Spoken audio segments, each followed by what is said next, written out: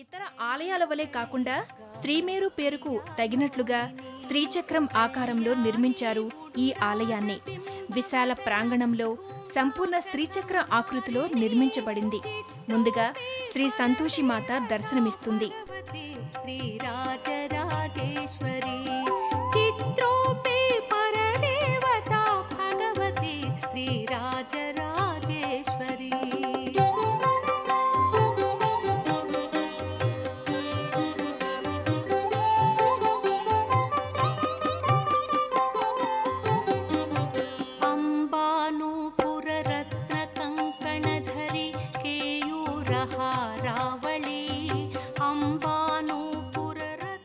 సంతోషి మాతను దర్శించాక ఒక్కో అంతస్తు అధిరోహించి పైన చివరి అంతస్తు చేరితే బిందుస్థానం దర్శించవచ్చు.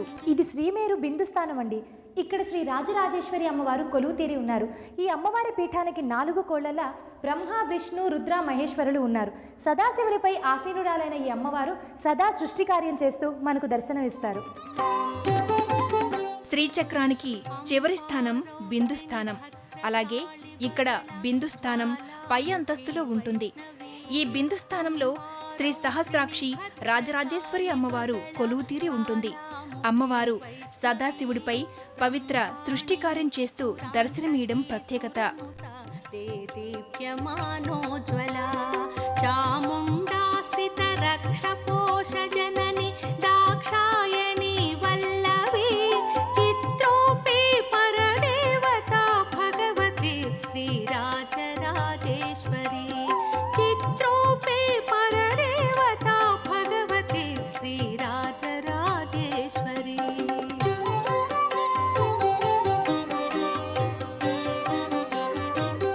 శ్రీచక్రంలో 108 దేవతలు కొలువై ఉంటారట.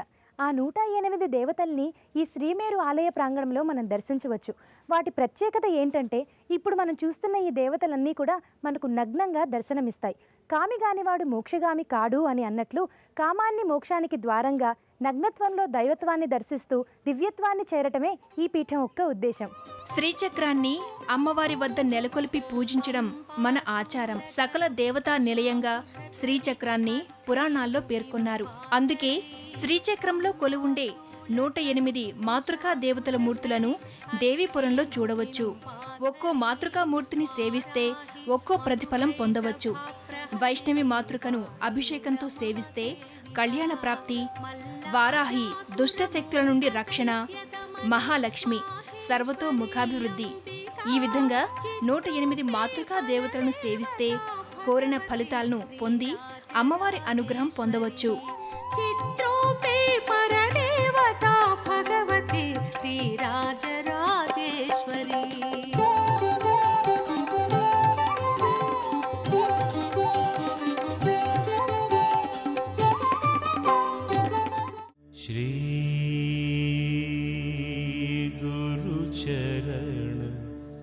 శ్రీరాముడికి నమ్మిన బంటు హనుమంతుడు.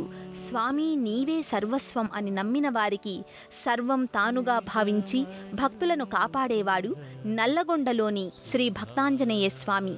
నేటి భక్తి సమాచారంలో నల్లగొండ తులసీనగర్లో కొలువు తీరి ఉన్న శ్రీ భక్తాంజనేయ స్వామిని దర్శిద్దాం. రఘువర విమల యశ దాయక ఫలచారి బుద్ధిహీన తను జానికై సుమిరం పవన కుమార్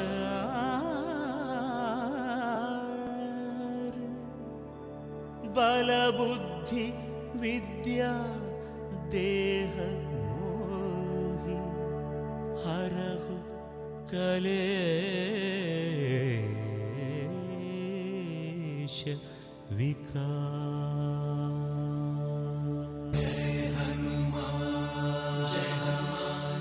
నమ్మిన భక్తుడికి స్వప్నంలో దర్శనమిచ్చి ఆలయాన్ని నిర్మింపచేసిన కథనం ఈ ఆలయ నిర్మాణంలో తెలుసుకోవాలి.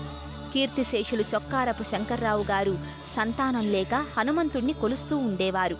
ఒకరోజు స్వామి స్వప్నంలో సాక్షాత్కరించి అందరూ తనను కొలిచే విధంగా నల్లగొండలో మంచి కూడలిలో తన ఆలయాన్ని నిర్మిస్తే సంతానం కలుగుతుందని తెలిపారట.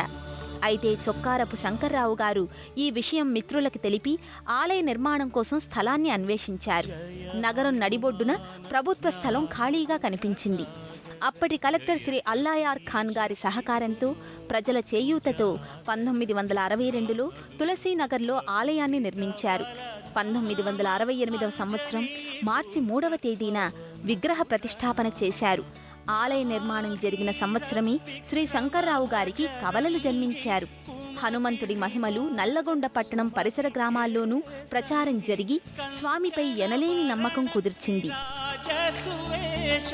కానన కుండల కుంచిత కేశ హాథ్ వజ్ర అరు ధ్వజా విరాజై కాంధే మూంజ జనేऊ ఛాజై శంకర సువన కేసరి నందన తేజ ప్రతాప మహాజగవందన విద్యావాన్ గుణీ అతి చాతుర రామ కాజ కరివే కో ఆతుర ప్రభు చరిత్ర సునివే కో రసియా రామ లఖన सीता मन बसिया सूक्ष्म रूप धरि सियहि दिखावा विकट रूप धरि लंक जलावा भीम रूप धरि असुर संहारे रामचंद्र के